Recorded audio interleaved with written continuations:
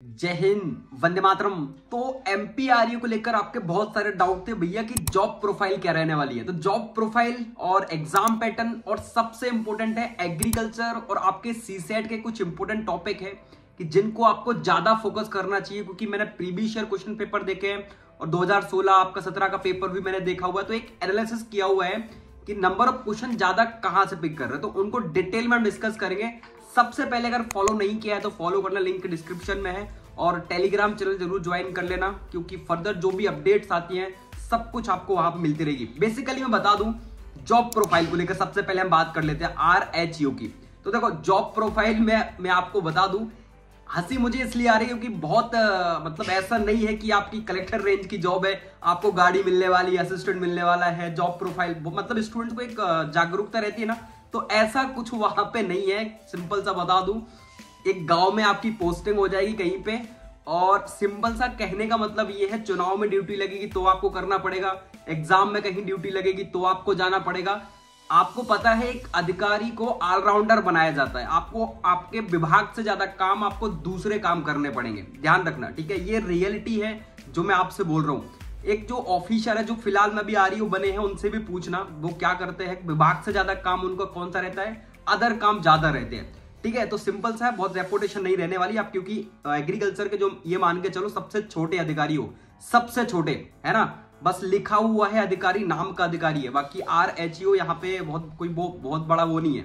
बाकी आपका डिपार्टमेंट अलग है, जो कि आपका खाद्य और प्रोसेसिंग विभाग है, प्रसंस्करण विभाग है हॉर्टिकल्चर का, उसमें आपकी पोस्टिंग है। और आपको हॉर्टिकल्चर से रिलेटेड यहाँ पे वर्क करने पड़ेंगे। मतलब यूं जैसे गांव में कोई किसान होता है, उसको प्रॉपर हॉर्टिकल्चर की योजनाओं के बारे में जानकारी देना, ठीक है। और मतलब वही RHU और REU एक सिमिलर ही है, बहुत ज्यादा डिफरेंस नहीं है, बिल्कुल सेम है। हाँ, सैलरी में जरूर यहाँ पे अंतर हो जाता है, आपको बहुत अच्छे से पता है। REU की सैलरी 25,000 से स्टार्टिंग होती है और RHU की सैलरी 20,200 से स्टार्टिंग होती है। तो सैलरी में सीधा सीधा 5,000 का अंतर है, बहुत ज्यादा। मतलब ये बोल सकते हो कि RHU एक बहुत ही लोएस्ट कैटेगरी का ऑफिसर है।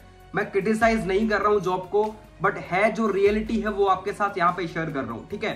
तो बार बार ये पूछना बंद कर दो भैया कि इसकी जॉब प्रोफाइल क्या रहेगी, बहुत रेपुटेड जॉब रहने वाली, आपको बहुत इज्जत मिलने वाली, कुछ नहीं।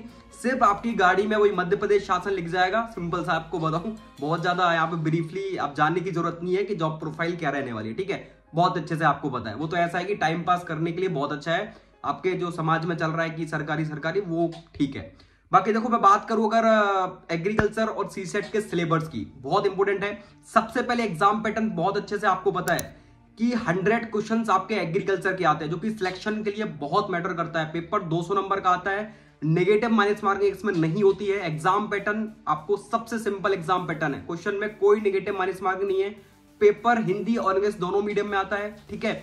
देन मैं बात करूं, 100 नंबर का आपका सीसेट आता है। CSAT means English, reasoning, MPGK, general knowledge, maths, ठीक है, कंप्यूटर, हिंदी, ये टोटल आपको देखने को मिल जाएगा। मतलब लगभग 15 क्वेश्चंस आपको देखने को मिलेंगे। और SHDO की बात करूं तो उनका भी सेम रहता है, बिल्कुल कोई भी यहाँ पे पैटर्न में कोई भी चेंजेस नहीं है, ठीक है। नेगेटिव माइनस मार्किंग नहीं है।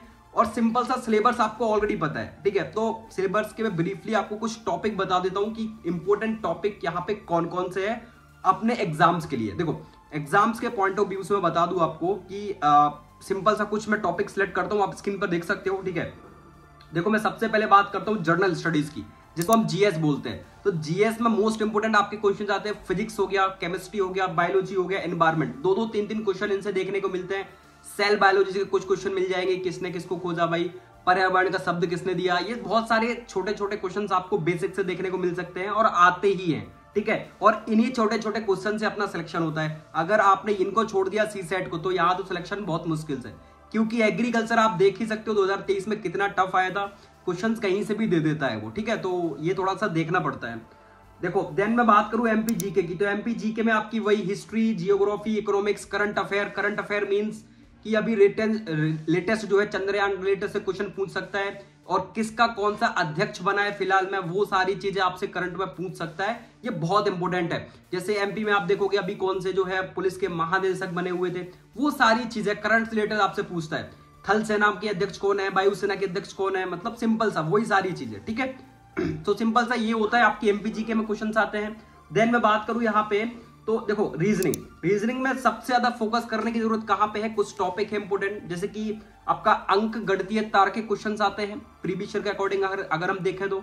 देन आपका ऑर्डर्ड नंबर आउट आते हैं कोडिंग डिकोडिंग से, 100% आपको एक क्वेश्चन रखा हुआ मिलेगा कोडिंग डिकोडिंग से।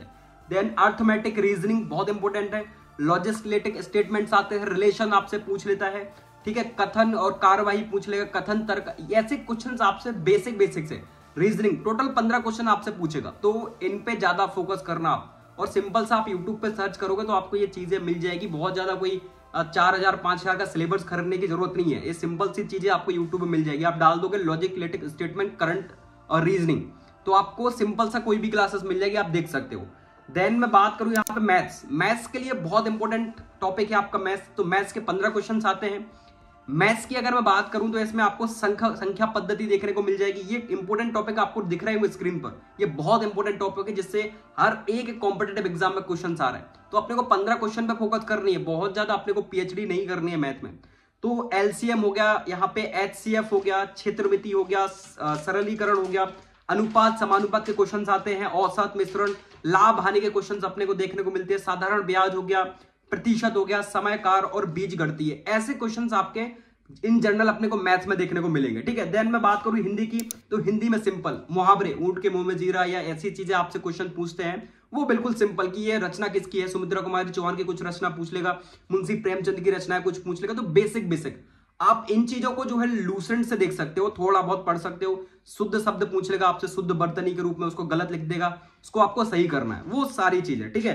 हिंदी बहुत सिंपल आती है 15 क्वेश्चन। देन इंग्लिश बहुत सिंपल, एंदा का प्रयोग आते हैं, आप देख लेना प्रीवियस ईयर उठा के आपको देखने को मिल जाएगा, एंदा के प्रयोग, गलत सेंटेंस है उसको सही करना है, वो सारी चीजें, ठीक है। तो बहुत टफ इंग्लिश भी नहीं आती है, सिंपल सा आता है, देखो। और देन मैं बात करूं कंप्यूटर का, तो कंप्यूटर में रैम रोम बाइट्स वगैरह, हार्डवेयर सॉफ्टवेयर एक्सेल, इनसे क्वेश्चन पूछ लेता है, तो ये भी आपको देखना पड़ेगा, इसको पेंडिंग में मत डालना, ठीक है, बहुत इंपॉर्टेंट है, बहुत ज्यादा इंपॉर्टेंट ये चीजें आपको बता रहा हूं। देन मैं बात करूं यहाँ पे तो और सारी चीजें हैं एग्रीकल्चर के लिए, देखो एग्रीकल्चर की आपको ज्यादा फोकस कहां करना है आपको पता है, सिंपल सा, आप 4 साल बीएससी एग्रीकल्चर हॉर्टिकल्चर और बीटेक पढ़ के आए हो, तो आपको सिंपल सा पता है कि एग्रीकल्चर कैसी आती है। वही आपकी सॉइल साइंस बहुत डीपली बहुत इंपॉर्टेंट टॉपिक है, आपको इंपॉर्टेंट टॉपिक बता रहा हूं, सॉइल साइंस वेरी इंपॉर्टेंट हो गया, एग्रीकल्चर इकोनॉमिक्स बहुत इंपॉर्टेंट है, आजकल जितने भी कॉम्पिटेटिव एग्जाम है सब में एग्रीकल्चर इकोनॉमिक्स पूछ रहा है, बहुत इंपॉर्टेंट है। वाटर शेड एंड मैनेजमेंट हो गया, इरिगेशन जिसको हम बोलते हैं सिंचाई टिलेज, इनसे रिलेटेड आपको कुछ परियोजनाएं देखने हैं, कुछ बांध वगैरह देख लेना है, ठीक है। देन मैं बात करूं इसके बाद आप देखो एग्रोनॉमी वेरी इंपॉर्टेंट है, ठीक है, और हॉर्टिकल्चर, ये टॉपिक पे आपको बहुत ज्यादा फोकस करना, और पैथोलॉजी, ये मतलब ऐसे टॉपिक है जिनको आपको करना ही करना है, 5-6 टॉपिक, इनके बिना आपका आरईओ में कुछ नहीं होने वाला, तो बहुत ज्यादा जरूरत है इनको डीपली पढ़ने की।